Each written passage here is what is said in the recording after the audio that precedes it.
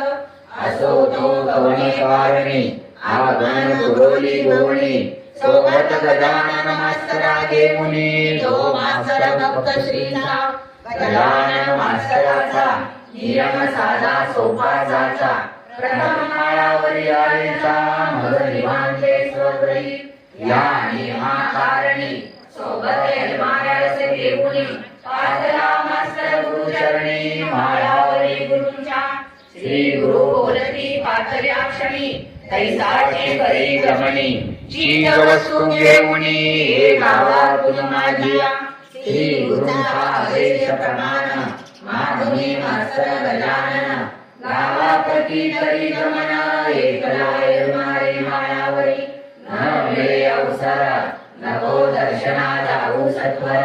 ज्ञान निरोपण मिळाल्या कारणी पाहुणी ते गुरुजनी देऊ दर्शन जनी विचार मानसी यजमार्याच्या विचार ऐसाला ऐसा कृती करण्या पातला तोच पडिनार झाला शिव्यांचा श्रीपातुरी यजमारे मनी विचारी कैसा महाराज विचारी अपशब्द मुखी उच्चारी भारी वाढ दिसतो हा काय तो अवतार चिन्यांचा पागळी भार महाराज म्हणवी मार करतो अपशब्दाचा पैसला ओळी दुर्मुख न पाडे श्री गुरुमुख गुरुने पाठी कौतुक श्री गुरु यजमार्याचे तोच पातला गजानन पातला गावातून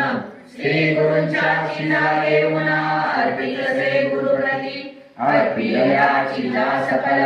नमन करोनी तात्काळ पातला राजा रामाजवळ दिसला तो दुर्मुखलेला मनोनी कुसे राजा रामासी आहे दुर्मुख मानसी बंदुकीच्या गोळी सारखी बोलला तो यजमारे कैसा तुमचा महाराज शिव्या देऊनी करी राज भेटला खरा हाज ठेवूनी गेला मज कुठे मोळे मास्तर होणार ते घडणार म्हणून मज सत्वर धाडिये गावाप्रती जाळूनी लागती पाप पुण्य उरेला आपोआप हे पुण्याचे माप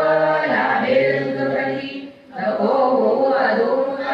नाप तुझप्रती देख अहंकार जाण्याभिषेक घडविले दयानी परी न पटे समजूत अहंकार भवला निश्चित